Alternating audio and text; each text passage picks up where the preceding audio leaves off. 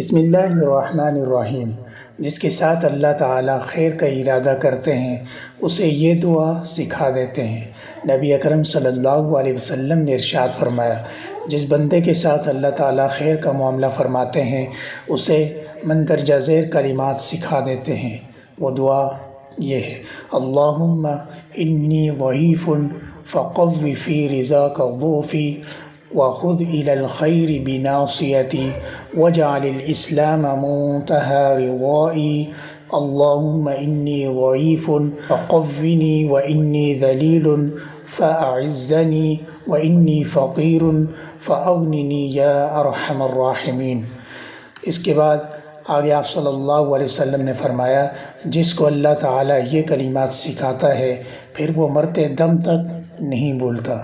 اللہ تعالیٰ سے دعا ہے اللہ تعالیٰ ہمیں ان کلمات کو پڑھنے کی، سیکھنے کی، یاد کرنے کی توفیق عطا فرمائے۔ اگر ہماری ویڈیو اچھی لگے تو برائے مہربانی اپنے دوستوں کے ساتھ شیئر کریں اور ویڈیو کو لائک کریں۔ جزاکم اللہ۔ السلام علیکم ورحمۃ اللہ وبرکاتہ۔